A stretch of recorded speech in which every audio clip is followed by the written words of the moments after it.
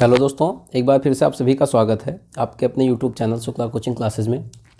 आज की इस क्लास में हम सभी जो गणित का पेपर होने वाला है यूपी बोर्ड का, उसके कुछ अनसॉल्व के प्रश्न सॉल्व करेंगे।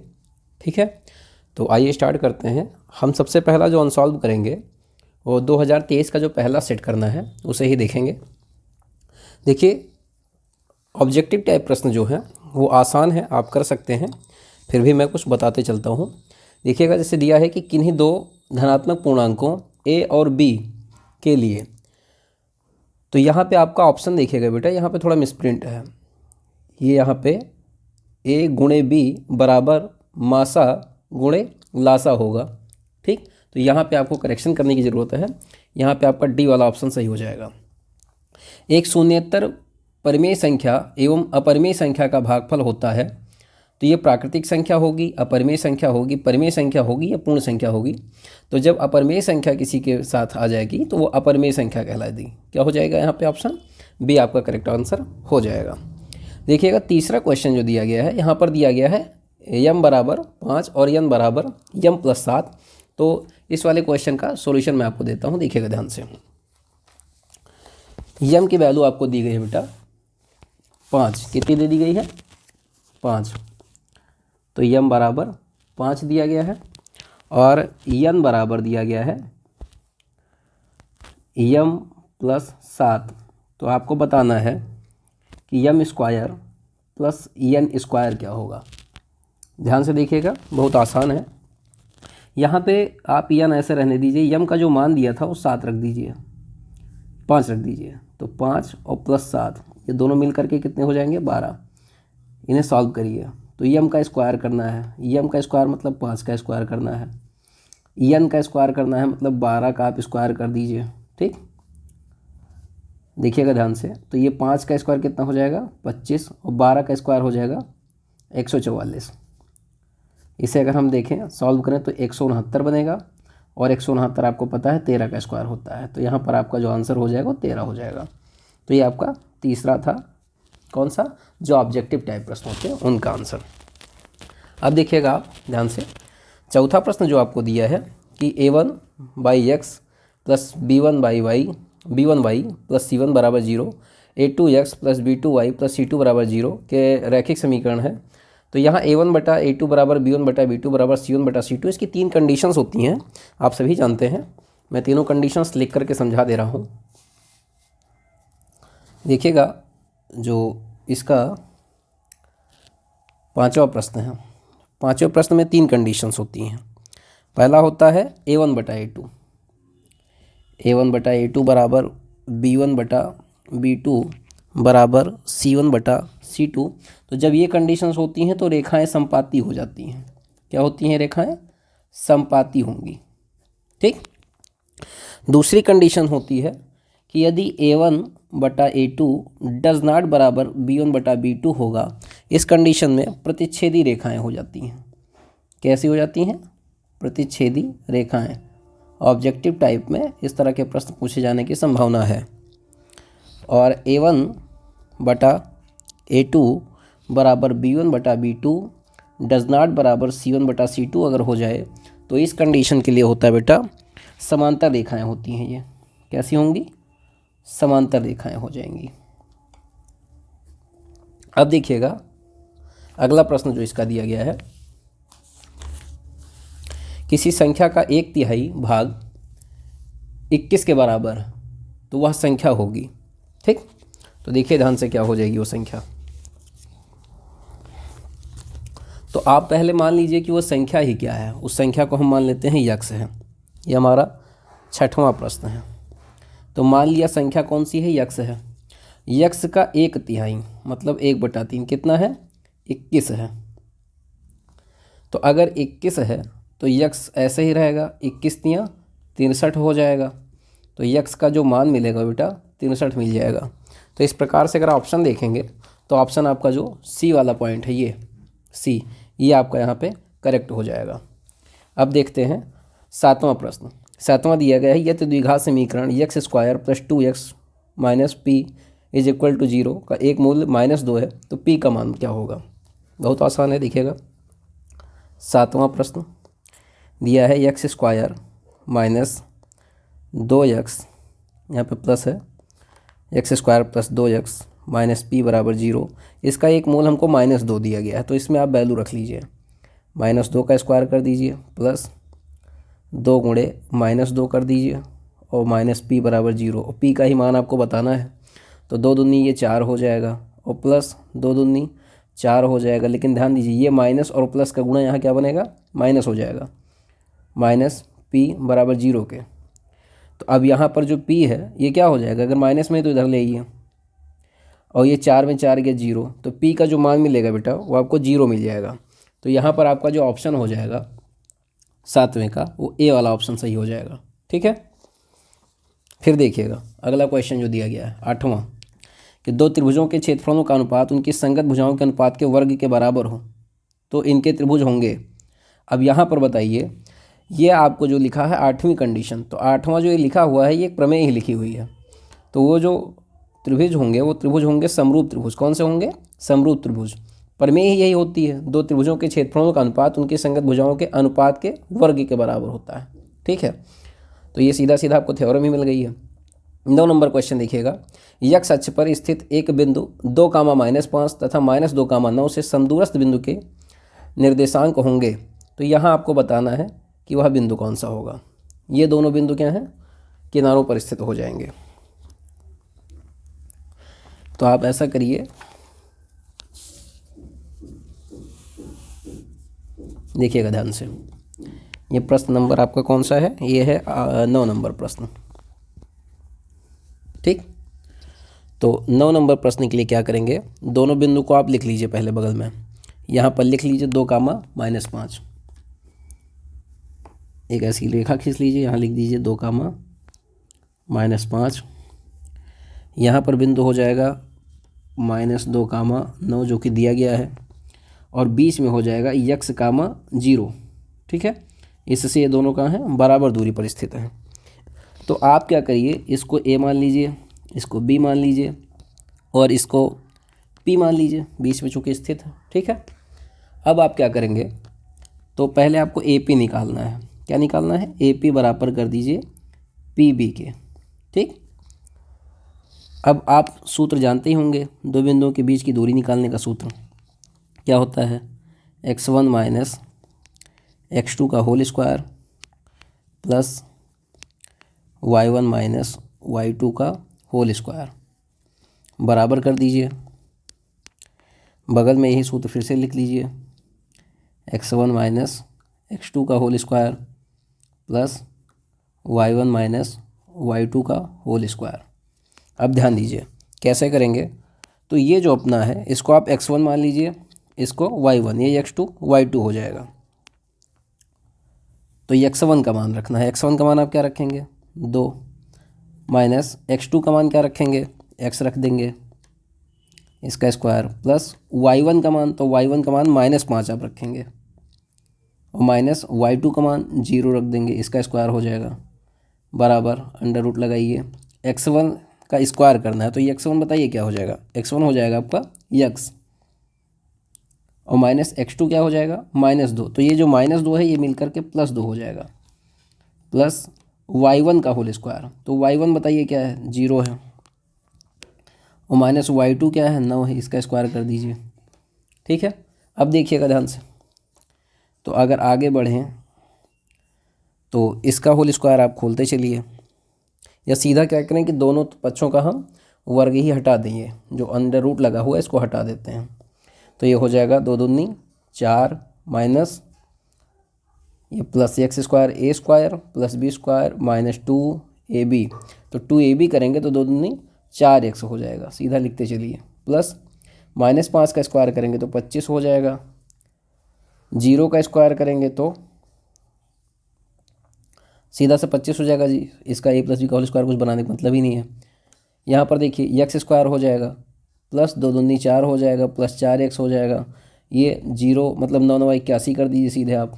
अब देखिए ध्यान से, तो x स्क्वायर और x स्क्वायर दोनों तरफ हैं, ये दोनों कट जाएंगे, 4x इधर प्लस में, इधर 4x माइनस में है, 4x इधर ले आइए आप, तो -4x और -4x, 81 और ये 4, 81 4 85 हो गया। ये 25 और 4 29, इधर ले आइए माइनस में। 4 और 4 मिल करके 8 ही एक्स हो जाएंगे माइनस में। और इसमें देखिए 15 में 9 घट चला जाएगा तो 6, और यहाँ पे कितना बचेगा, 7 में 2 गया तो 5, तो 8 सत्ते 56, मतलब यक्स की वैल्यू आपको -7 मिलेगी। क्या मिलेगी, -7। अब आप देखिए ज़रा, हमने बीच में क्या माना था, यक्स कामा 0, क्या माने थे, यक्स कामा 0। तो अगर यक्स की जगह पर देखा जाए तो -7 रख देंगे, और ये 0 था ही, तो ऑप्शन आपका यही सही हो जाएगा। अब ज़रा देखिए ऑप्शन आप अपना, तो 0 कामा -7 -7 कामा 0, तो ये बी वाला ऑप्शन जो आपका है यही सही हो जाएगा। अब देखिए ध्यान से, इसके बाद आते हैं हम अपने प्रश्न पर, जो कि 10 नंबर प्रश्न है। तो 10 नंबर को देखिएगा, दिया है कि ए बी बराबर ए सी, क्या दिया है, एक त्रिभुज ए बी सी एक समद्विबाहु त्रिभुज है जिसमें ए बी बराबर ए सी है। तो आपको ऑलरेडी पता होगा कि कोण बी बराबर कोण सी हो जाएगा। ठीक, ये ऑप्शन सही होगा। आप चाहें तो त्रिभुज बनाकर देख लीजिएगा, आसान है ये। दो भुजाएं मतलब दो कोण जो होंगे वो बराबर हो जाते हैं समद्विबाहु त्रिभुज अगर। तो 11वां क्वेश्चन देखिएगा, त्रिभुज ए बी सी में ए बी बराबर 6√3 सेंटीमीटर, ए सी बराबर 12 सेंटीमीटर और बी सी बराबर 6 सेंटीमीटर, तो कोण बी होगा। अब आप देखिए ध्यान से,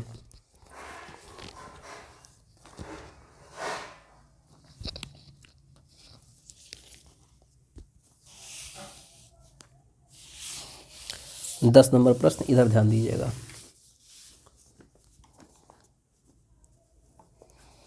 तो सबसे पहले आप क्या करेंगे, एक समकोण त्रिभुज बना लें। ठीक, समकोण त्रिभुज बना लिया। अब देखिए यहाँ पर इसको आप मान लीजिए कुछ, जैसे हमको जो दिया गया था ए बी दिया गया था 6√3। आप ऐसा करिए, ए बी सी मान लीजिए। ठीक, ए सी का मान आपको 12 दिया गया है, रख लीजिए। ए बी का मान 6√3 दिया गया है, और बी सी का मान 6 दिया गया है। अब आप यहाँ पे लगा दीजिए पाइथागोरस प्रमेय। आपको पता है क्या होती है, कर्ण का स्क्वायर बराबर लंब का स्क्वायर प्लस आधार का स्क्वायर। कर्ण कितना दिया गया, 12 का स्क्वायर करना है, बराबर लगाइए। लंब का स्क्वायर करना है, लंब 6√3 दिया गया, इसका स्क्वायर करिए, प्लस आधार कितना दिया गया, 6 का स्क्वायर करना है, तो ये 144 हो जाएगा। ये चौक 36 और ये 3 तिरिक का 9। ठीक, ये चौक 36, ये √3 का स्क्वायर करोगे 3 हो जाएगा, तो 36 नहीं है 108 हो जाएगा ये। और ये 6 का स्क्वायर 36 हो जाएगा। इन दोनों को अगर आप जोड़ दीजिए तो 144 बराबर किसके, 144 के। ठीक, अभी आपसे पूछ रहा था 11 नंबर क्वेश्चन कि बताइए कि अगर ऐसी ऐसी कंडीशंस हों तो बीच में बनने वाला कोण, जो कोण बी होगा वो कितने अंश का होगा। तो कोण बी आपका 90 अंश हो जाएगा। कितना हो जाएगा, 90 अंश। यहाँ देखिए ध्यान से, 90 अंश होगा क्योंकि ये समकोण त्रिभुज है। ठीक है, अब देखिए आप 11 नंबर प्रश्न अपना, ये 11 था। अब आप 12 नंबर प्रश्न देखिए, एक समबाहु त्रिभुज ए बी सी की भुजा 2a है, उसके प्रत्येक शीर्ष लंब की लंबाई होगी। तो क्या करेंगे, यहाँ पर आप एक त्रिभुज बना लीजिए। क्या बना लेंगे, त्रिभुज। त्रिभुज कैसा है वो, समबाहु है, मतलब तीनों भुजाएं इसकी बराबर हैं, और सभी भुजाओं का मान भी दिया गया है 2a। इसको भी आप 2a लिखें या a + a लिख लें, बीच से एक लंब डाल दें, a b c लिख दें। ये प्रश्न नंबर आपका 12 है। अब ध्यान दीजिएगा, तो उसके प्रत्येक शीर्ष लंब की लंबाई निकालनी है आपको। शीर्ष लंब की लंबाई मतलब आपको ये बता देना है। तो आपको पता होगा इसका सूत्र, आपको दिखाई दे रहा है कि यहाँ पर इसे हम अगर यच मान लें, क्या मान लें, यच, तो जब कोई समद्विबाहु त्रिभुज होता है, समबाहु त्रिभुज, तो समबाहु त्रिभुज के तीनों जो कोण होते हैं ये 60-60 अंश के होते हैं। ये भी 60 होगा, ये भी 60 होगा, और ये भी क्या होगा, टोटल 60 अंश होगा। ठीक है, तो हम इस वाले त्रिभुज की बात करते हैं, किसकी, त्रिभुज। इसको भी कुछ मान लीजिए आप, ओ मान लीजिए, ए ओ सी की अगर बात करें तो यहाँ पर हम कर देंगे tan 60 अंश बराबर tan थीटा का मान क्या होता है, लंब बटा आधार। तो आप h/a कर लेंगे। आधार हमको कितना दिया है, यहाँ से यहाँ तक की दूरी a मान लिया हमने, जो कि दिया हुआ था 2a करके। तो tan 60 अंश का मान √3 रख देंगे आप, बटे में आप 1 कर लीजिए, बराबर h/a कर दीजिए। h को 1 से गुणा कर देंगे, h ऐसा ही हो जाएगा। √3 का a से गुणा करेंगे तो √3a हो जाएगा। तो आपको हाइट ही बतानी थी, तो ऊंचाई आप देख लीजिए कितनी दी गई है। तो यहाँ पर a √3 दिया गया है, 3a दिया गया है, 3 √a दिया गया है, a दिया गया है। तो आपका पहला ऑप्शन आपका सही हो जाएगा। ठीक, कौन सा, a √3। अब अगला क्वेश्चन देखिएगा ध्यान से। दिया है sin a बराबर cos a हो तो a का मान होगा। आप सभी जानते हैं कि sin और cos a का मान 45 अंश वाला जो मान होता है वो सभी के बराबर होते हैं। जैसे tan और cot का, sec और cosec का, sin और cos का 45 अंश वाला मान बराबर होता है। 14 नंबर प्रश्न देखिएगा। यदि a बराबर 30 अंश हो तो 1 प्लस tan स्क्वायर a बटा 1 प्लस cot स्क्वायर a का मान क्या होगा। तो a का मान यहाँ 30 अंश रख देना है आपको। देखिएगा प्रश्न कैसे करेंगे इसको।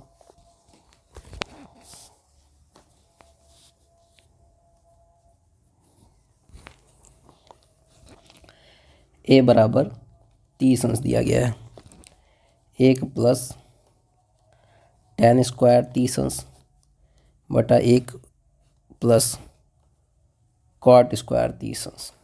ठीक, तो देखिएगा ध्यान से क्या करेंगे। 1 प्लस tan स्क्वायर 30 अंश का मान अगर आप देखें तो 1/√3 होता है tan 30 अंश का मान।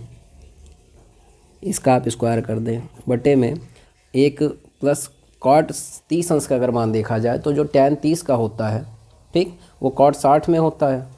और अगर tan 60 अंश का मान देखें तो वही cot 30 अंश का बन जाता है। तो यहाँ पर आप √3 रख दीजिए, इसका स्क्वायर कर दीजिए। अब देखिएगा आगे, तो ये हो जाएगा 1 प्लस 1/√3 का अगर आप स्क्वायर करेंगे तो ये 1/3 हो जाएगा, और बटे में 1 प्लस 3 हो जाएगा। आगे देखिए, तो 3 एकम 3 1, 4/3 हो जाएगा ये। ठीक, और 3 और 1 जो है ये 4 हो जाएगा, बटे में 1 करेंगे, जैसे आप पलट लेंगे तो ये 1/4 हो जाएगा। ठीक है, मतलब 4 हो जाएगा यहाँ, 3 1 4, बटे में 1 आएगा, वही 1 ऊपर चला जाएगा, 4 नीचे रह जाएगा।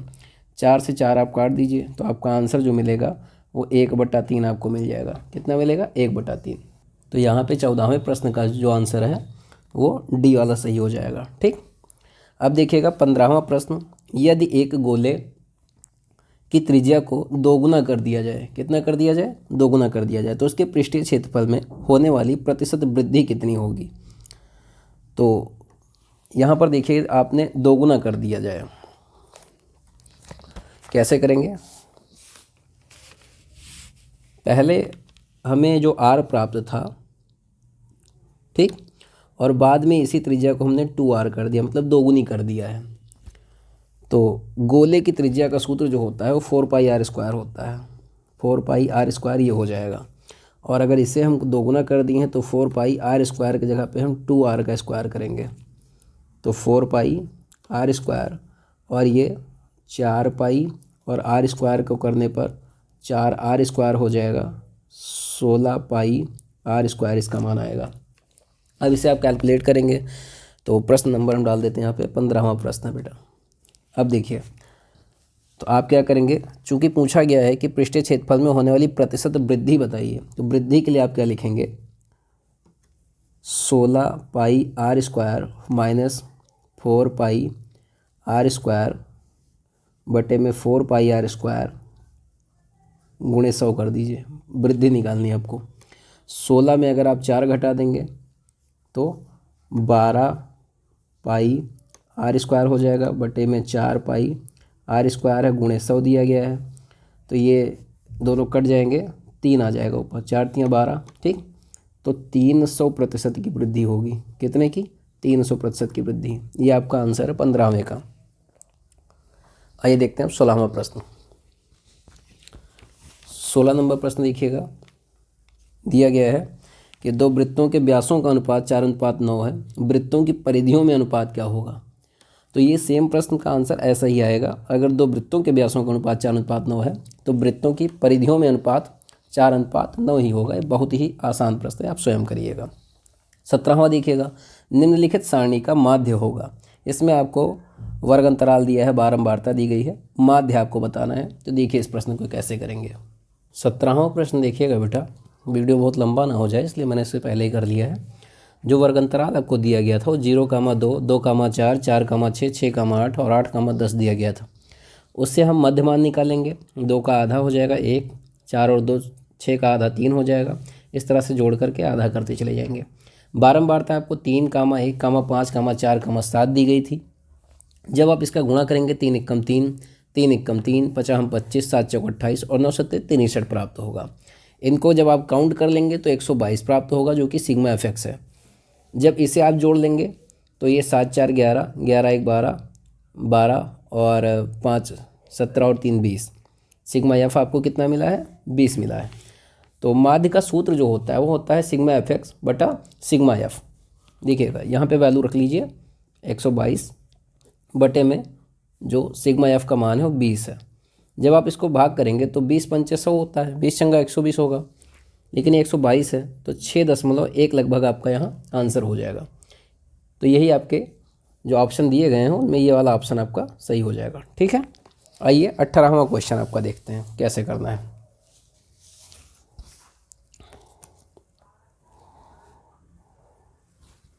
अट्ठारह नंबर प्रश्न जो आपको दिया गया, ध्यान से देखिएगा। किसी बारंबारता का बंटन माध्य 24.1 और बहुलक 28 है, उसका माध्यक क्या होगा? तो माध्यक बताना है आपको।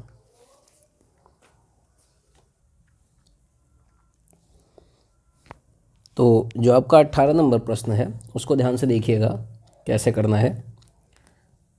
इसका जो सूत्र होता है बेटा, पहले सूत्र देख लीजिए, होता है 3 गुणे माध्यक बराबर बहुलक प्लस 2 गुणे माध्य। ये आपका फार्मूला होता है। तो आप कैसे करेंगे? तो यहाँ पर 3 गुणे माध्यक लिखा रहने दीजिए बराबर बहुलक आपको 28 दिया गया था। कितना दिया थे? 28 प्लस 2 गुणे माध्य आपको 24.1 दिया गया है। 2 एकम 2 हो जाएगा, 2 चौको 8 हो जाएगा, 2 दूनी 4 हो जाएगा। ये 48.2 आपको प्राप्त होगा। 28 ऐसे ही रहेगा। इन दोनों को आप जोड़ लीजिए तो ये आपको मिलेगा 76.2। ये देखिए 8 8 16 का 86 लाएगी, 1 4 2 6 7 और ये 0.2 ऐसे लिखा रहेगा। तो यहाँ पर 3 माध्यक था, यहाँ पर सिर्फ माध्यक बचेगा। जो 3 था उसे आप भाग में लिख दीजिए। ठीक, और जब आप 3 से इसको भाग कर देंगे तो ये लगभग 25 3 75, 25.3 चौक 12, 25.4 ये आपका आंसर हो जाएगा। ठीक, माध्यक आपको कितना मिला है? 25.4। तो आंसर शीट में आपका जो सी वाला ऑप्शन है, कौन सा? सी वाला। ये देखिए ध्यान से, ये आपका ऑप्शन सही हो जाएगा। आइए अब देखते हैं अपना जो 19वां प्रश्न है कि वर्ग अंतराल दिया गया है और आपको बताना हुआ है कि बहुलक वर्ग कौन सा है। तो आपको ऑलरेडी दिख रहा है कि बारंबारता सबसे ज़्यादा किसकी दी गई है? 23। उसी के सामने वाला आपका बहुलक वर्ग है जो कौन सा है? 20, 30। मतलब बी वाला ऑप्शन आपका यहाँ पे सही हो जाएगा। फिर दिया गया है जो 20वां प्रश्न है कि माध्य माध्यक एवं बहुलक के बीच संबंध होगा। तो अभी मैंने आपको बताया कि इनमें सूत्र आपको लिखवाया था, तो उसको ज़रा देख लीजिए क्या हो सकता है वहाँ पर संबंध। तो जो माध्यक दिया हुआ है, ध्यान दीजिए, तो आप बहुलक को ऐसे रहने दीजिए। क्या कर देंगे? बहुलक को रहने देंगे। और जो 2 माध्य है ये आपका इधर आ जाएगा। तो 3 माध्यक माइनस 2 माध्य बराबर बहुलक के। तो आपका ऑप्शन यहाँ पर ये वाला सही हो जाएगा। बहुलक बराबर 3 माध्यक माइनस 2 माध्य। ठीक है, कैसे? ये वाली चीज़ इधर आकर ट्रांसफ़र हो जाती है। ठीक है, सूत्र आपका ये भी सही है। इसी से आप क्या करेंगे? इसको इधर ट्रांसफ़र कर देंगे, पक्षांतर कर देंगे। तो आपका जो खंड आ वाला था उसमें 20 प्रश्न थे जिसका सॉल्यूशन मैंने आपको दिया है। खंड बा वाले प्रश्न को आप देखते चलिए, बताते चल रहे हैं हम कैसे उसको करना है। खंड बा वाला प्रश्न है, अभी आपने आ वाले प्रश्नों के सभी 20 प्रश्नों के उत्तर देखे थे। खंड बा को ध्यान से देखिएगा, विस्तृत उत्तरीय प्रश्न होते हैं। यदि 2 cos स्क्वायर 45 अंश माइनस 1 बराबर cos थीटा है तो थीटा का मान क्या होगा आपको बताना है। तो देखिएगा बहुत आसान है ये, दूसरे का नंबर है आपका ये प्रश्न का, ठीक।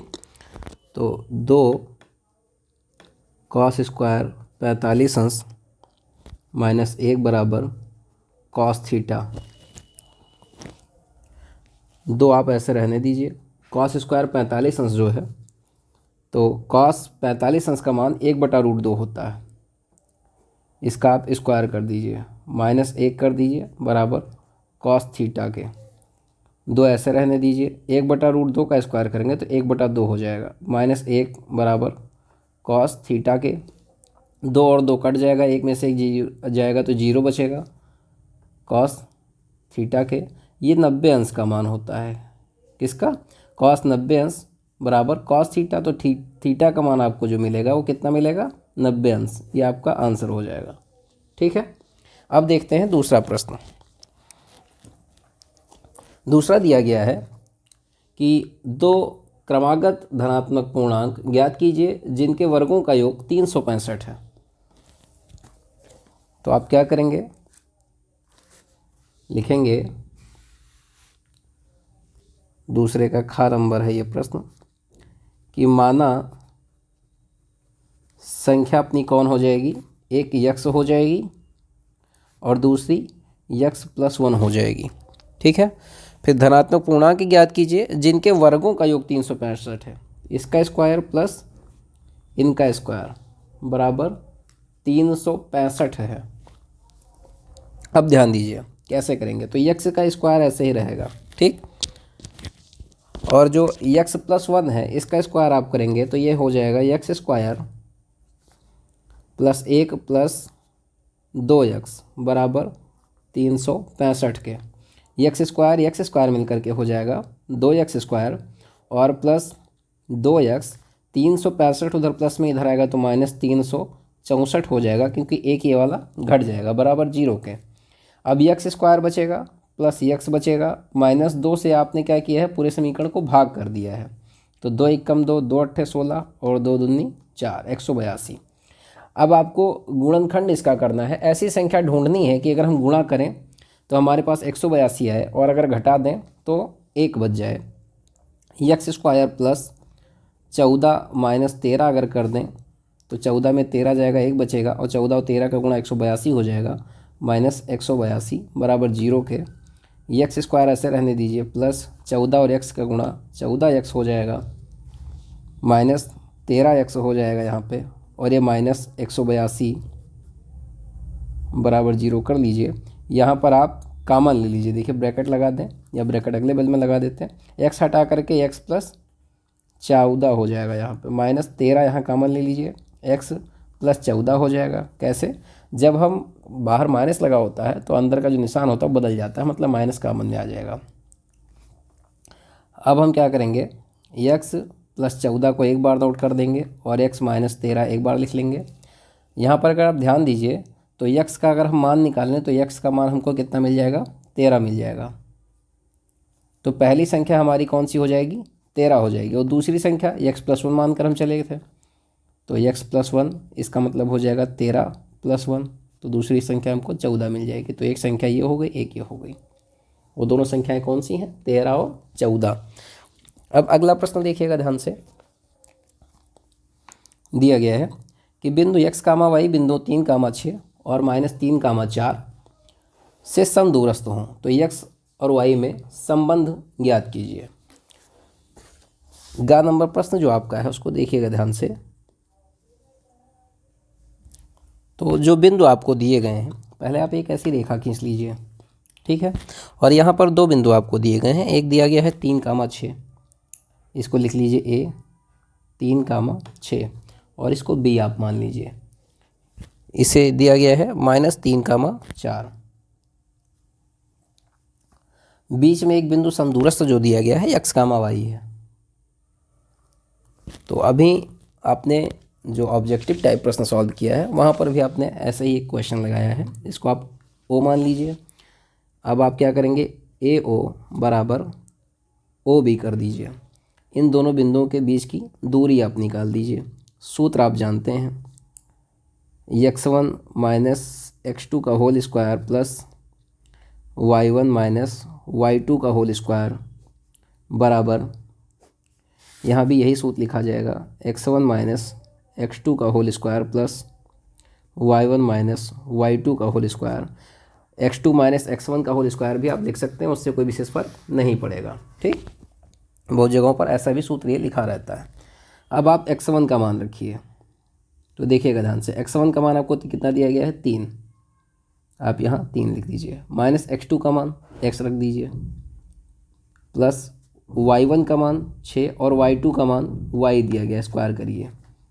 यहाँ पर भी वैल्यू रखिए, x1 का मान आपको -3 दिया गया है और माइनस x2 का मान आपको जो दिया गया है वो x2 का मान है कितना, x, या अगर आप x1 इसे ही मान लिए थे तो x1 इसे ही रख लीजिए। चलिए x1 y1 अगर आपने लिख लिया होगा तो आप इसे ही x मान लीजिए, और जो x2 था, x2 आप माइनस रखेंगे 3 तो ये +3 बन जाएगा। ठीक, कैलकुलेशन में भी आपको आसानी हो जाएगी। और ये y1 का मान y रख लीजिए और y2 का मान -4 रख दीजिए, क्योंकि ये माइनस था 4 ऐसे। ठीक, अब इसकी कैलकुलेशन करिए, ध्यान दीजिए, तो ये 3 त्रिक का 9 हो जाएगा। ठीक, प्लस x स्क्वायर हो जाएगा, माइनस 3 दूनी 6x हो जाएगा, प्लस 6 36 हो जाएगा, प्लस y स्क्वायर हो जाएगा, माइनस 6 दूनी 12x 12y हो जाएगा, बराबर लगाइए, ये हो जाएगा x स्क्वायर प्लस 3 त्रिक का 9 प्लस 3 दूनी 6x, फिर प्लस लगाइए, ये हो जाएगा y square plus 16 minus 8y। ठीक, अब देखिएगा ध्यान से इसके आगे, तो ये 9x स्क्वायर, तो 36 और 9 आप जोड़ दीजिए, 36 4 40 और 5 45, x square plus y square. आप ऐसा करिए कि x स्क्वायर को इधर रहने दीजिए, x स्क्वायर वाले सारे पद इधर ले आइए आप, तो x स्क्वायर इधर आ जाएगा, ये x स्क्वायर काट दीजिए, y स्क्वायर काट दीजिए, 36 है, यहाँ पे 6x है, ये 6x है, तो आप x वाले सारे पद इधर रखिए, 6x है, 6x इधर ले आइए, प्लस 6x हो जाएगा, 8y है, तो 8y को आप इधर ले आइए, 12y दिए थे माइनस में, 8y इधर ले आइए, प्लस 8y हो जाएगा। ये हमने क्या किया, 36 और 9 45 कर लिया है, तो इधर वाली संख्याएं जोड़ करके इधर ले आइए, 16 और 4 20 5 25 इधर माइनस में आ जाएगा। इतना आपको क्लियरली समझ में आ गया होगा। 45 में अगर हम 25 घटा दें तो 20 बच जाएगा, 12 में 8 घटा दें तो 4y बच जाएगा, और 6 और 6 12x हो जाएगा। अब अगर हम चाहें तो 20 को ऐसे रहने दें, 20 हो जाएगा कहाँ, ये 45 में अगर 25 घटा दिए तो 20 बचेगा, 12 में 8 घटा दिए तो 4y बचेगा, 6 और 6 मिल करके 12x बचेगा। अब ध्यान दीजिए, तो आप क्या करिए, जो ये 20 लिखा है लिखा रहने दीजिए, 12x लिखा रहने दीजिए, 4y इधर माइनस में था, इधर आएगा तो प्लस में 4y हो जाएगा। अब आप इसको क्या कर सकते हैं, 2 से पूरे समीकरण को भाग कर दें, तो 2 से भाग करेंगे तो यहाँ कितना बचेगा, 4 से भी कर सकते हैं, 4 पंचे 20, 4 तियाँ 12 और 4 एक कम 4। ठीक है, तो 3x प्लस y बराबर 5 के, ये आपका आंसर हो जाएगा।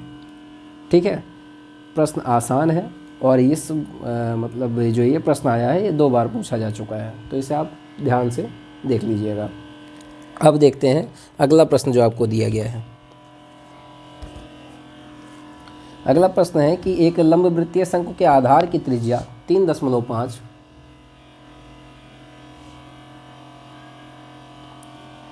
तथा ऊंचाई 12 सेंटीमीटर है। शंकु की तिर्यक ऊंचाई ज्ञात करिए। एक कोई शंकु दिया गया है, ये आपका गा के बाद घा वाला है प्रश्न, पहले का घा वाला अंश प्रश्न है। कोई शंकु यहाँ पर दिया गया है, ठीक, मान लीजिए ऐसा कोई शंकु है, तो आपको इसकी तिर्यक ऊंचाई ये निकालनी है, यल। ठीक है, त्रिज्या आपको दी गई है, ऊंचाई आपको दी गई है, तो आर जो आपको दिया गया है वो दिया गया है 3.5, और जो ऊंचाई एच दी गई है, वो दी गई है 12, लेकिन आपको तिर्यक ऊंचाई निकालनी है। तिर्यक ऊंचाई के लिए आप जानते हैं क्या करेंगे। तिर्यक ऊंचाई का सूत्र होता है, जो यल आपको निकालना होता है, यल का सूत्र होता है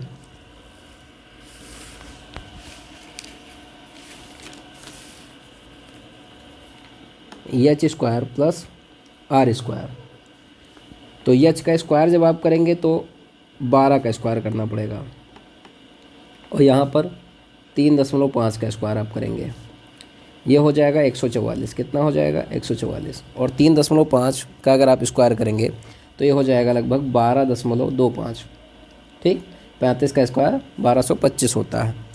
अब आप इसे जोड़ लेंगे, तो जोड़ेंगे जब आप, तभी आपको मिलेगा 156.25।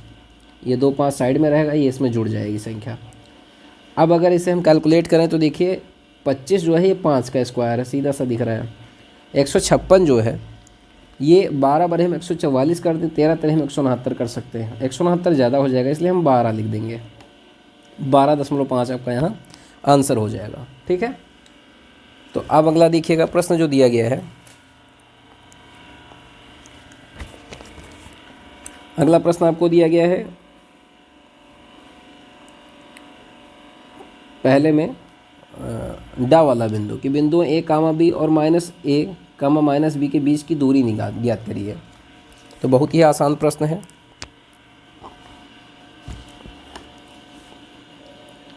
ए कामा बी माइनस ए कामा माइनस बी, इनके बीच की दूरी निकालनी है।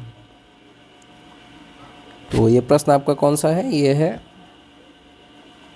पहले का लास्ट प्रश्न है। तो ध्यान दीजिएगा, दो बिंदुओं के बीच की दूरी निकालने का सूत्र आप जानते हैं। इसे आप क्या मान लेंगे? x1 y1, इसको x2 y2 मान लीजिए। तो x1 माइनस x2 का whole square plus y2 minus y1 का होल स्क्वायर, या y1 माइनस y2 का होल स्क्वायर, कुछ भी कर सकते हैं। देखिए ध्यान से, x1 का मान जो आपको दिया गया a रख लीजिए, x2 का मान माइनस a रखेंगे तो ये प्लस हो जाएगा।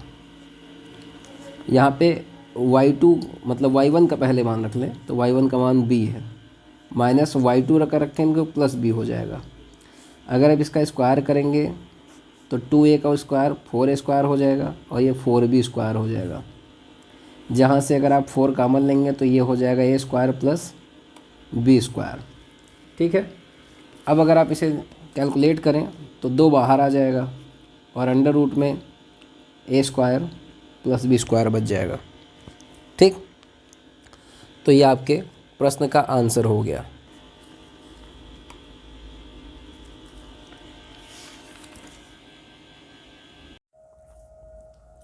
तो देखिएगा, जो पहले में बा वाले प्रश्न में जो चा वाला क्वेश्चन था उसको भी ध्यान से देखिए। वर्ग अंतराल दिया गया है, बारंबारता दी गई है, और आपको माध्य बताना है। तो आइए देखते हैं कैसे करना है इसको।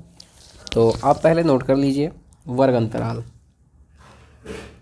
यहाँ पर आप वर्ग अंतराल नोट कर लेंगे। ठीक है, और इसे आप मध्यमान कहेंगे, जिसे मैं x लिख दे रहा हूँ सीधा।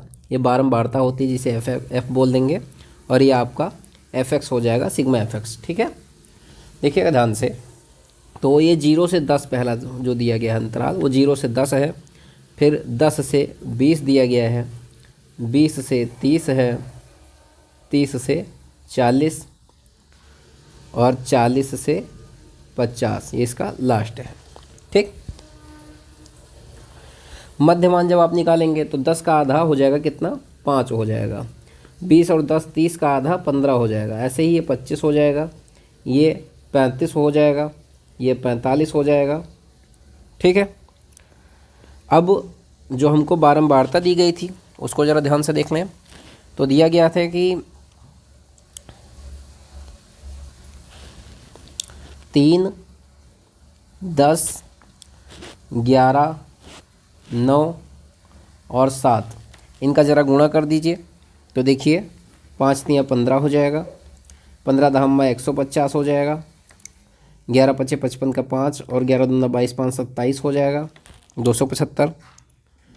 9 पचे 45 का 5, हासिल 4 आ जाएगी, 9 त्रिक 27, 27 4 31, 315 हो जाएगा यहाँ पे। और 7 बचे 35 का 5 हासिल आएगी 3, 7 चौक 28, 3 31, यहाँ भी 315 हो जाएगा। तो जब आप इसको काउंट करेंगे तो टोटल जोड़ने के बाद सिग्मा एफ एक्स आपको लगभग 5 15 1070 मिल जाएगा। कितना मिलेगा? 1070। ये सिग्मा एफ एक्स का मान था। और जब आप एफ को काउंट करेंगे तो 7 3 10, 10 और 10 20, 20 और 10 30 और 10 40। तो ये जो सिग्मा आपको मिलेगा ये 40 आ जाएगा। तो अब आप जानते हैं कि जो माध्य निकाला जाता है, माध्य का सूत्र होता है एक्स बार बराबर सिग्मा एफ एक्स बटा सिग्मा एफ। तो सिग्मा एफ एक्स का मान आपको कितना दिया गया है? 1070 बटे में 40 से भाग करना है, 0 0 काट दीजिए। तो ये 4 दूनी 8 हो जाएगा और यहाँ पे बचेगा कितना? 2 2 और 7 मिलकर के 27। तो 4 छंग 24 हो जाएगा। तो ये 26 हो जाएगा। 4 छंग 24, 3 बचेगा, 4 7 28, 26.7 करके कुछ आएगा। तो ये लगभग 26.7 आपका ये आंसर हो जाएगा पहले का चा वाला, ठीक, जो बा वाले खंड से शामिल था। ठीक है, तो आइए अब अपना दूसरा प्रश्न देखते हैं। दूसरा प्रश्न ध्यान से देखिए। किन्हीं 5 खंडों को हल कीजिए दिया गया है।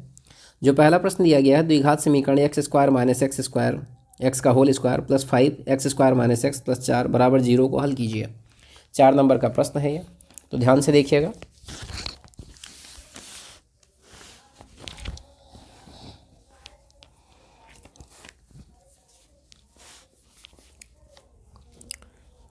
दूसरे का वाला प्रश्न है एक्स स्क्वायर माइनस एक्स का whole square plus 5 x square minus x plus 4 बराबर 0 के। तो देखिए कैसे करेंगे। आप मान लेंगे जब कभी ऐसे कुछ क्वेश्चन आ जाएं जहाँ पर चीज़ें एक जैसी दिखें तो उसको मान करके लगा दिया जाता है। तो हम मान लेंगे कि माना जो अपना एक्स स्क्वायर माइनस एक्स है ये वाई है, इसको हमने वाई मान लिया।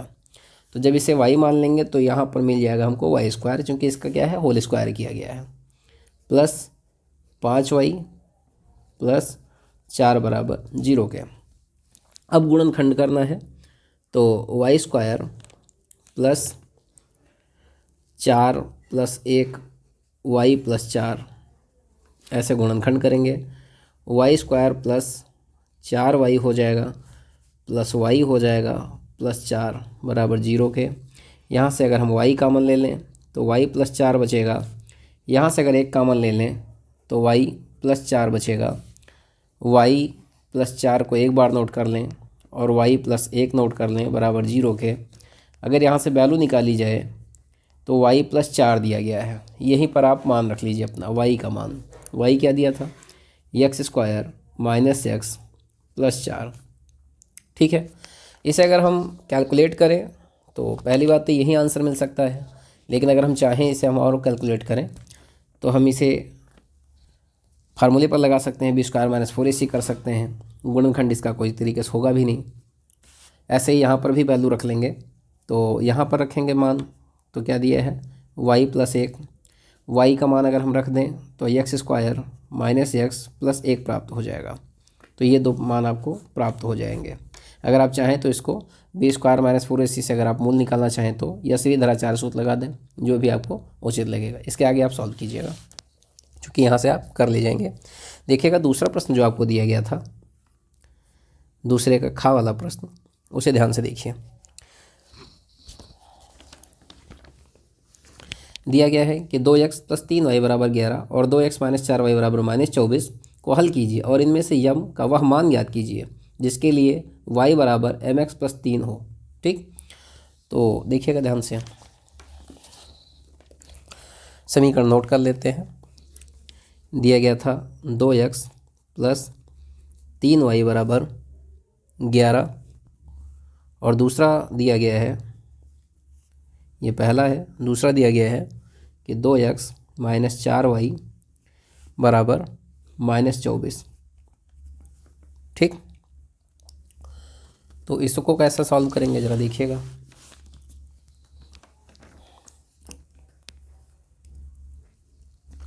अगर हम चाहें तो इसे हम विलोपन विधि से पहले सॉल्व कर लें, जिससे हमें x और y का मान प्राप्त हो जाएगा।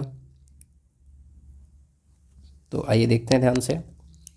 यहीं पर हम लिख देंगे क्या, अगर इस समीकरण में हम 4 से गुणा कर दें और दूसरे वाले में 3 से गुणा कर दें तो ये आसान हो जाएगा, वरना वैसे भी सॉल्व कर सकते हैं। आप लिख दीजिए 2x + 3y = 11 और 2x - 4y = -24 के। इसको आप सॉल्व कर लीजिए। यहाँ पर माइनस कर देंगे, अगर माइनस है तो यहाँ प्लस हो जाएगा और यहाँ भी प्लस हो जाएगा, ये दोनों कट जाएंगे। 4 3 7y हो जाएगा और 24 1 25 और 10 35 हो जाएगा। यहाँ पर y का मान आपको प्राप्त होगा 7 5 35, मतलब 5 मिल जाएगा।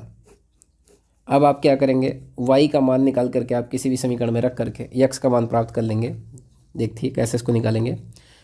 तो हम पहले ही समीकरण में y का मान रख देते हैं, 2x + 3, y का मान यहाँ रखिए, y का मान 5 हो जाएगा बराबर 11 के। तो 2x = 11, 5 या 15 था, इधर माइनस में आ जाएगा। तो 2x बराबर कितना मिलेगा, 11 में अगर हम 15 घटा देंगे तो -4 मिलेगा। अगर हम x का मान यहाँ से निकालेंगे तो -2 मिलेगा। ये हमें x का मान प्राप्त हुआ है। ठीक, अब जो हमें समीकरण दिया गया था अगला कि यम का वह मान ज्ञात कीजिए जिसके लिए y = mx + 3 हो।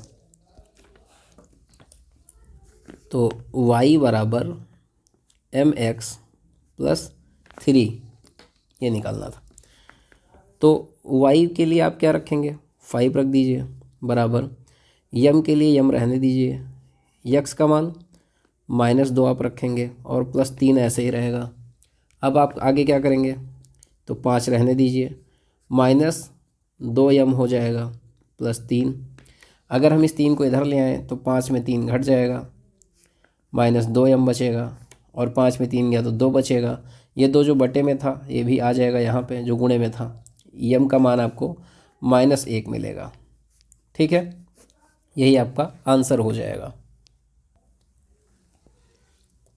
दूसरे का जो गा वाला प्रश्न दिया गया है, यदि कोई रेखा एक त्रिभुज ABC की भुजाओं AB और AC को क्रमशः D और E पर प्रतिच्छेद करे तथा भुजा BC के समांतर हो तो सिद्ध कीजिए AD/AB = AE/AC। तो आइए देखते हैं इस प्रश्न को कैसे सॉल्व करेंगे। तो देखिए इसके लिए क्या करेंगे, जो आपका क्वेश्चन नंबर दूसरे का गा प्रश्न है, ये 2 नंबर जो दिया गया है उसमें गा वाला है ये। तो ध्यान दीजिएगा, आपने त्रिभुज ABC एक बना लिया, बीच से बिंदु एक क्या है प्रतिच्छेद करती थी जो, वो रेखा DE हो जाएगी, ABCDE। ठीक है, अब जरा देखिए कैसे क्या करेंगे। तो हम त्रिभुज ABC में देखें अगर, तो हमें 2 चीज़ें पता हैं कि जो DE है समांतर है BC के, DE समांतर किसके है, BC के। ठीक है, अब आगे समझिएगा।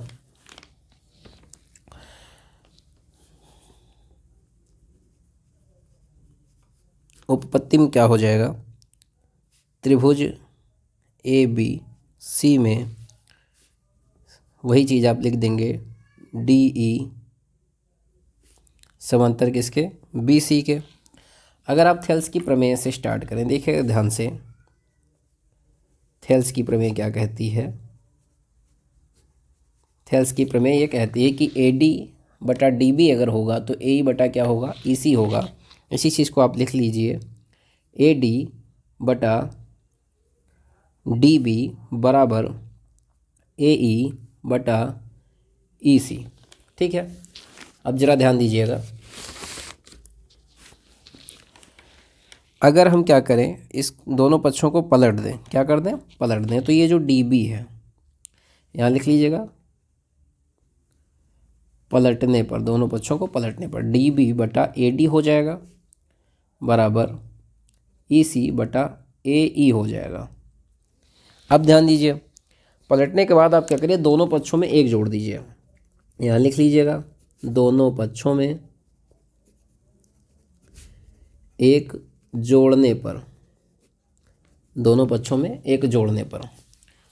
तो डी बी बटा ए डी प्लस 1 कर दीजिए और ई सी बटा ए ई प्लस 1 कर दीजिए। ये ए डी लिखा हुआ है, ठीक है।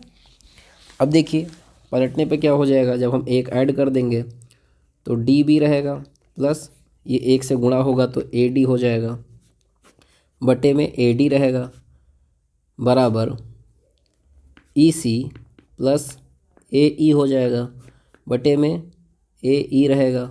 अब देखिए D B plus A D अगर हम ऐड कर दें, ये देखिए डी बी और प्लस ए डी, तो इसी को हम क्या लिख सकते हैं, ए बी लिख सकते हैं बटा ए डी। देखिएगा A D plus D B जोड़ करके क्या बन सकता है, ए बी लिख सकते हैं। बराबर लगाइए ई सी और ए ई, ये देखिए ई सी और ए ई दोनों जोड़ करके ए सी लिखे जा सकते हैं प्लस ए ई रहेगा। अब क्या करेंगे, तो इसके बाद क्या करें, आप पुनः दोनों पक्षों को पलट दें। क्या कर दें, पुनः दोनों पक्षों को अगर हम पलट दें तो लिख लीजिएगा, पुनः दोनों पक्षों को पलटने पर तो ए डी मिलेगा बटा ए बी मिलेगा बराबर ए ई मिलेगा और ए सी मिलेगा, ठीक है। यही चीज़ हमें सिद्ध करनी थी, ठीक। तो इस प्रश्न को ध्यान से देख लीजिएगा क्योंकि इस तरह का एक प्रश्न हर हाल में आता ज़रूर है, ध्यान रखिएगा। आइए अगला क्वेश्चन देखते हैं अपना। देखिएगा अगला प्रश्न जो दिया गया है दूसरे का घ वाला, कि एक भिन्न 1/3 हो जाती है जब उसके अंश में से 1 घटाया जाता है, और वह 1/4 हो जाती है जब हर में 8 जोड़ दिया जाता है, वह भिन्न ज्ञात कीजिए। तो देखिएगा ये जो दूसरा प्रश्न है उसका घ वाला नंबर है। तो कंडीशंस दी गई थी कि एक भिन्न 1/3 हो जाती है यदि उसके अंश से 1 घटाया जाता है। तो आप x बटा वाई मान लीजिए भिन्न है अपनी, यदि उसके अंश से 1 घटाया जाता है तो वह 1/3 हो जाती है, ये बात समझिए।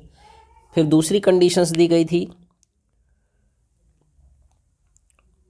वह 1/4 हो जाती है यदि उसके हर में 8 जोड़ दिया जाता है। जो भिन्न है यदि उसके हर में हम 8 जोड़ दें तो वह 1/4 हो जाएगी, ठीक है।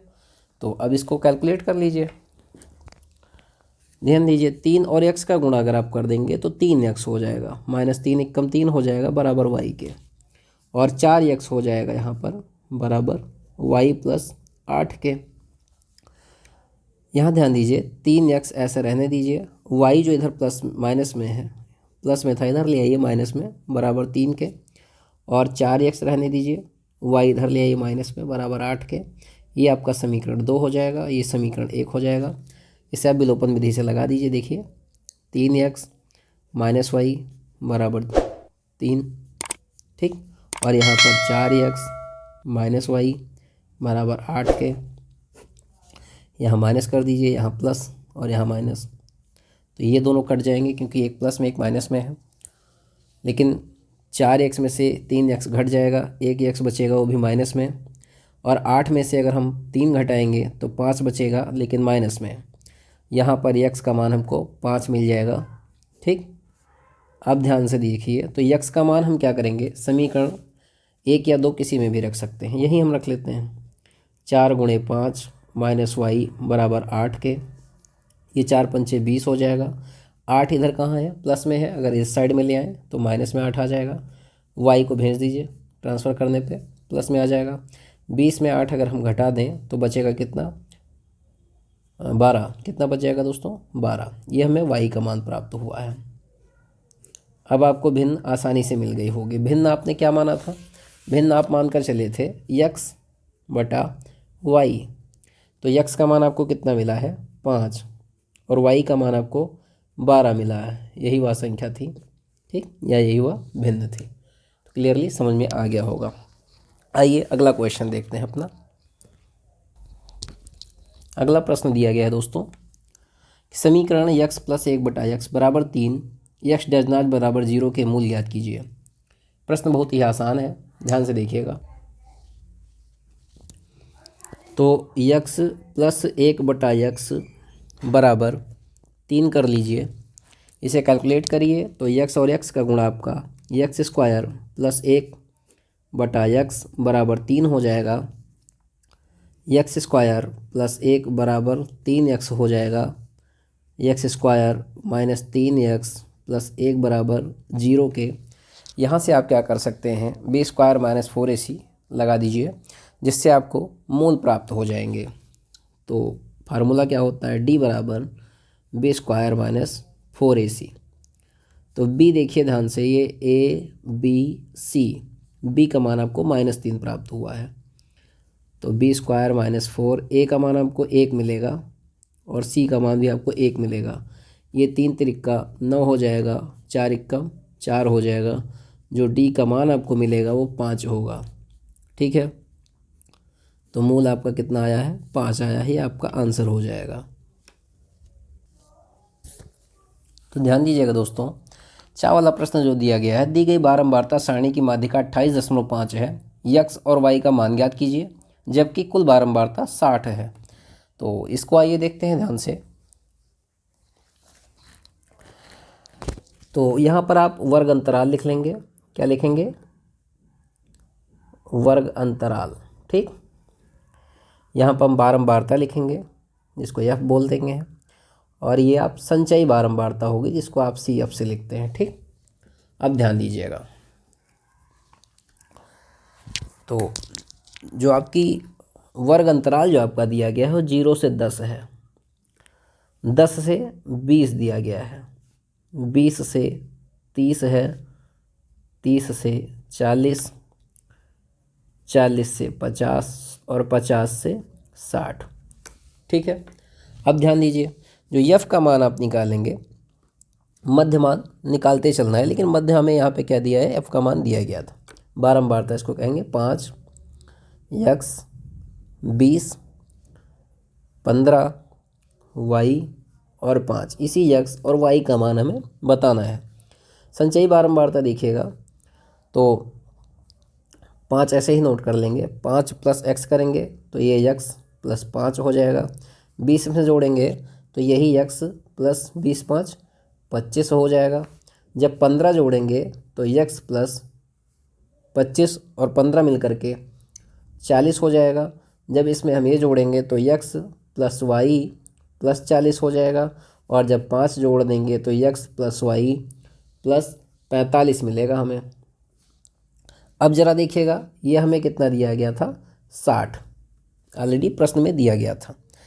तो माध्यिका देखिए हमको दी गई थी, यहीं पर हम लिख ले रहे हैं, बगल में यहाँ लिख दे रहे हैं। माध्यिका हमको दी गई थी 28.5। ठीक, 28.5। यल ध्यान दीजिए दोस्तों, तो यल हमको कहाँ से मिलेगा, यल हमारा हमको मिल जाएगा 28.5। बताइए किस वर्ग में आएगा, तो ये 20 और 30 के बीच में आएगा, इसलिए यल हमारा जो हो जाएगा ये 20 हो जाएगा। कितना हो जाएगा, 20। यफ अगर हम देखें तो यफ हमारा ये 20 हो जाएगा सामने वाला, तो ये हमारे यफ का मान है जो कि कितना है, 20। अगर हम सी एफ देखें तो जो 20 है इसके जस्ट ऊपर वाला ये वाला मान अपना क्या होगा, सी एफ होगा, यक्स प्लस 5। यच अगर देखा जाए तो इनके बीच का डिफरेंट कितना है, वो है 10। अब ध्यान दीजिएगा, जो आपको यक्स प्लस वाई प्लस 45 बराबर कितना दिया गया था, 60 के। अगर यहाँ से हम यक्स प्लस वाई का मान निकालें तो 60 में 45 घटाने पर 15 प्राप्त होगा। इसे हम समीकरण 1 मानकर छोड़ देंगे। अभी आगे ध्यान दीजिएगा, माध्यिका का आप सूत्र देखिए, यहाँ लगा लेते हैं।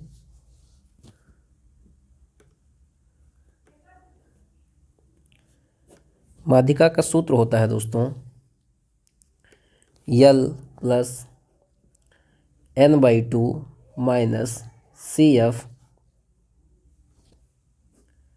बाई स्मॉल एफ, यहाँ पर कैपिटल एफ का मान रखेंगे, और इंटू एच हो जाता है। ठीक, सूत्र को ज़रा आप ध्यान से लिख लीजिएगा सही से। ठीक है, माध्यिका आपको 28.5 दी गई थी, लिख दीजिए। और यल का मान आपको 20 दिया गया था, प्लस n/2 करना है तो n/2 का मान आपको 30 मिलेगा। कितना मिलेगा? 30। कैसे? चूँकि 60 दिया था, 60/2 करेंगे तो 30 हो जाएगा। ठीक, और सी एफ का मान अगर देंगे तो सी एफ का मान कितना दिए थे? x + 5, लेकिन माइनस है इसलिए हमारा x - 5 हो जाएगा ब्रैकेट हटाने पर, बटे में f का मान। तो f का मान हमें कितना दिया गया था? 20, इसे आप कैपिटल F लिख लें। ठीक है, इंटू h करना है, h 10 दिया गया था। अब कैलकुलेशन समझिएगा ध्यान से। अगर हम 28.5 में 20 घटा दें तो हमारे पास सिर्फ 8.5 बचेगा। यहाँ पर ध्यान दीजिए, इस 10 से इस 20 को अगर हम काट दें तो 10 दूना ये 20 हो जाएगा। 30 में 5 घटा दें तो हमारे पास 25 - x बटे में कितना? 2 बचेगा। इस 2 का गुणा हम यहाँ कर देंगे तो ये सीधा 17 बन जाएगा। 17 बराबर 25 - x। ठीक, इसके बाद अगर हम x का मान यहाँ से निकालें तो 25 में हम 17 घटा देंगे, ये x इधर प्लस में हो जाएगा। 25 में 17 घटाने पर हमें कितना मिलेगा? 17 × 3 = 20, 8 मिल जाएगा। ये हमारे x का मान था। अब अगर हम चाहें तो y का मान प्राप्त कर सकते हैं। कहाँ से? ध्यान से देखिएगा, ये आपके x + y = 15 था। यहीं से हम क्या करेंगे? x + y = 15। तो अगर हम यहाँ x का मान 8 रख दें तो 8 + y = 15 हो जाएगा, और y का मान 8 घटाने पर 7 मिलेगा। यही हमें निकालना था। ये x का मान मिला और ये y का मान मिला। प्रश्न आपका ये लगा हुआ है। ठीक है, आइए अगला क्वेश्चन देखते हैं। तो इस खंड का ये लास्ट प्रश्न था। अब आप तीसरा प्रश्न देखिएगा। जो दीर्घ उत्तरीय प्रश्न होते हैं उन्हें ध्यान देते हैं हम लोग। ठीक है, तो देखिएगा ध्यान से, ध्यान दीजिएगा। आपका जो अगला प्रश्न दिया गया है कि दो घनों जिनमें से प्रत्येक का आयतन 64 सेंटीमीटर क्यूब है के संलग्न फलकों को मिलाकर एक ठोस बनाया जाता है। प्राप्त घनाभ का पृष्ठीय क्षेत्रफल ज्ञात कीजिए। तो आइए इस प्रश्न को सॉल्व करते हैं। यहाँ पर प्रश्न नंबर आप डाल देंगे कितना? 3। ठीक है, तो आप जानते हैं कि जो घन का आयतन होता है, घन का आयतन 64 सेंटीमीटर क्यूब इन्होंने दिया था। तो घन का आयतन का जो फार्मूला होता है a क्यूब होता है। 64 को हम 4 का क्यूब लिख सकते हैं। इस प्रकार हमें a का मान सीधा 4 सेंटीमीटर प्राप्त हो जाएगा। ठीक है, अब ये कह रहे थे कि संलग्न फलकों को मिलाकर एक ठोस बनाया गया है, लेकिन दो घन है यहाँ पर। तो आप समझ सकते हैं, दो घनों को अगर हम रफली बता दें तो इस तरह के दो घन हैं, चाहे हम इसे अगल बगल रखें या ऊपर नीचे रखें। तो यहाँ से हमें यल का मान अगर देखा जाए तो 4 और 4 मिल जाएगा। 4 ये है, 4 ये है, हम 8 कर लें। अगर इसकी हाइट देखा जाए एच का मान तो ये 4 ही रहेगा ऊंचाई, और अगर इसकी चौड़ाई देखी जाए तो ये आपका जो है ये भी कितना? 4 ही रहेगा। अब यहाँ से फार्मूला लगा देंगे घनाभ का पृष्ठीय क्षेत्रफल का। किसका लगाएंगे? घनाभ के पृष्ठीय क्षेत्रफल का। तो पृष्ठीय क्षेत्रफल का फार्मूला देखिएगा क्या होता है? 2 ब्रैकेट में LB + BH + HL। दो ऐसे रहने दीजिए। यल का मान आप 8 रखिए, गुणे में बी का मान 4 करिए, सॉरी यहाँ पे प्लस रहेगा। बी का मान जो है बी का मान आप फिर से 4 रखिए और गुणे एच करिए 4, प्लस एच का मान 4 रखिए और एल करिए 8। कैलकुलेशन देखिएगा, दो ऐसे रहेगा। 8 चौक 32 हो जाएगा, 4 चौक 16 हो जाएगा और 8 चौक 32 हो जाएगा। 32 दूना 64, 64 4 66, 66 और 10 76। तो 76, अगर देखा जाए 76 दुना तो 2 छंग 12 का 2, और हासिल कितनी आएगी 1, 2 सत्ते 14, 1 15, 152 सेंटीमीटर। ध्यान दीजिएगा यहाँ पर कैलकुलेशन मिस हो गई थी। 2 और 6 8, 8 और 2 10 का 0, हासिल कितनी आएगी 1 हो जाएगी, तो यहाँ हो जाएगा 4, 1 5 और 3 8, गुणे में बाहर 2 है तो 2 8 16, 160 सेंटीमीटर। ठीक, तो ये आपका आंसर हो जाएगा। अगला प्रश्न देखिएगा। इसका जो अगला प्रश्न दिया गया है, एक गोला जिसका व्यास 12 सेंटीमीटर है एक लंब वृत्तीय बेलनाकार बर्तन में डाला जाता है जिसमें ठोस पानी भरा है। तो आप क्या करेंगे, एक गोला बना लेंगे जिसका व्यास 12 सेंटीमीटर दिया गया है, फिर एक बेलन बना देंगे, बेलन में इस व्यास को डाल देंगे, हाइट ये जो यच है ये आपका बढ़ेगा। तो इस क्वेश्चन को आप सॉल्व कर लेंगे। ठीक है, अगर ये नहीं लगता है आप इसका भी सॉल्यूशन चाहेंगे तो कमेंट बॉक्स में बताइएगा, इसका भी सॉल्यूशन आपको मैं प्रोवाइड कर दूंगा। चौथा प्रश्न देखिएगा, वीडियो बहुत लंबा ना हो इसलिए ऐसा प्रयास किया जा रहा है कि आपको सॉल्यूशन पूरा दिया जाए। चौथा, भूमि पर स्थित बिंदु एक्स से ऊर्ध्वाधर टावर पी क्यू के शीर्ष क्यू का उन्नयन कोण 60 अंश है। तो ये दोनों प्रश्न एक जैसे ही हैं। मैं यहाँ पर मिनट चूँकि दिया गया है, इस प्रश्न को सॉल्व कर देता हूँ, ये आपसे लग जाएगा, शायद ये बुक्स में लगा भी है, तो आप इसको देख लीजिए।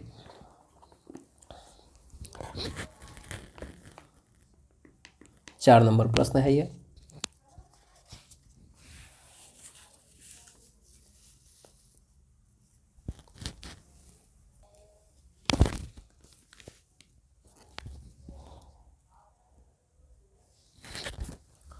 तो आइए देखते हैं जो अगला खंड दिया गया है, चौथा प्रश्न। चौथे में इस प्रश्न को मैं कर दे रहा हूँ। एक नाव से जो एक पुल की ओर आ रही है, किसी क्षण पुल का उन्नयन कोण 30 अंश देखा जाता है। नाव के उसी चाल से 4 मिनट चलने के पश्चात पुल का उन्नयन कोण 60 अंश हो गया। नाव को पुल तक पहुँचने में कितना समय लगेगा? देखिएगा ध्यान से, यहाँ पर 30 अंश का कोण बन रहा था, नाव को शिखर से देखा जा रहा था, 4 मिनट नाव ने लगाया और 60 अंश का कोण बनने लगा। तो अब आपको बताना है कि इस डी वाले बिंदु से बी तक जाने में उसे यहाँ पर कितना समय लगेगा। मान लेते हैं यक्स समय लगेगा, ये आपका यच हो जाएगा, ऊंचाई आपको दी नहीं गई है। ठीक है,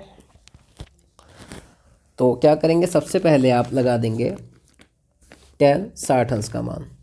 ठीक, तो लिखेंगे tan 60 अंश बराबर h/x।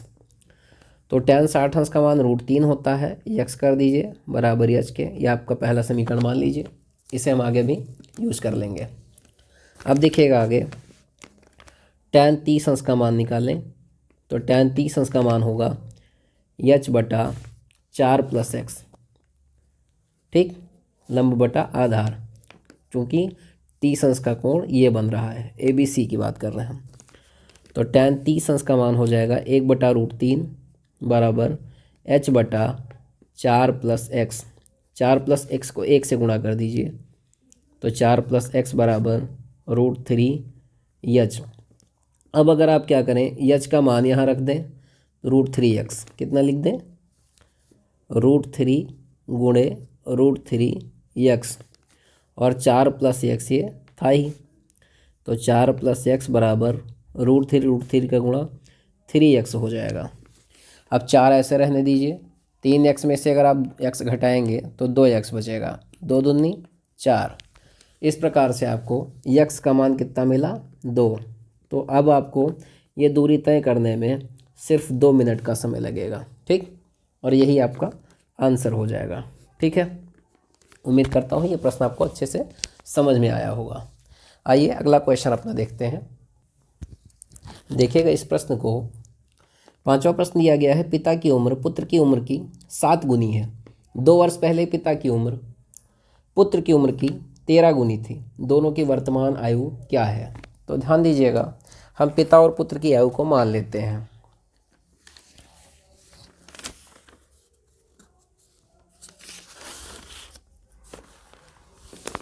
ये आपका पांचवा प्रश्न है।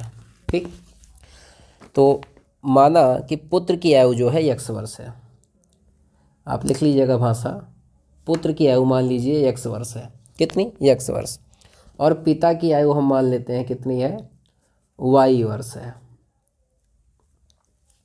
अगर इस समय की हम बात करें तो चूँकि हमें वर्तमान आयु उसकी बतानी है, तो अब आप क्या करेंगे, x बराबर y कर लीजिए सीधा सा, ठीक है। और ये कह रहे थे कि 2 वर्ष पहले पिता की उम्र पुत्र की उम्र की 7 गुनी थी। जो पिता की उम्र है पुत्र की उम्र की 7 गुनी है। ये बात आप अपने दिमाग में रखिए कि पुत्र की आयु में ही तो गुणा करेंगे, फिर वो पिताजी के बराबर पहुंचेगा, ठीक। अब दूसरी कंडीशन जो दिए थे कि 2 वर्ष पहले पिता की उम्र, तो x -2 कर दीजिए, y -2 कर दीजिए। अब यहाँ पर हमें ये कन्फ्यूजन होती है आप लोगों को कि जोड़ें कि घटाएं। तो जब 2 वर्ष पहले की बात करेगा तो 2 वर्ष पहले वो पिताजी अपनी आयु क्या थी, जी चुके हैं, ठीक है। क्या कर चुके हैं, वो आयु वो जी चुके हैं, मतलब माइनस हो गई है। और अगर कहें 2 वर्ष बाद, तो वो 2 वर्ष आयु अभी उनको जीने के लिए बची हुई है, शेष है वो आयु, तो उसको आप प्लस कर लिया करिए। तो अगर बाद कहेंगे तो जोड़िएगा, अगर पहले कहते हैं तो घटा दीजिएगा। इतना कॉन्सेप्ट माइंड में सेट रखिए। अब देखिएगा ध्यान से, तो कह रहे हैं कि 2 वर्ष पहले पिता की उम्र पुत्र की उम्र की 13 गुनी थी। जो पिताजी की उम्र थी पुत्र की उम्र की 13 गुनी थी, इनकी आयु इनकी 13 गुनी थी। तो ये हो जाएगा 13x, 13 से दूना 26, y -2। अब आगे ध्यान दीजिएगा, तो 13x ऐसे रहने दीजिए, -y कर दीजिए, 2 रहने दीजिए माइनस में, 26 इधर माइनस में इधर आएगा तो प्लस में हो जाएगा। 13x -y + 24, इतना क्लियर हो रहा है। अब यहाँ से क्या करिए, y का मान आप रख लीजिए, y का मान 7x था, तो 13x - 7x बराबर 24 के। 13 में 7 जाएगा तो 7 6 13 होता है, 6x बचेगा बराबर 24 के, 6 चौको 24, तो x का मान आपको 4 मिल गया। मतलब कि जो पुत्र की वर्तमान आयु है वह कितनी है, 4 वर्ष, ठीक।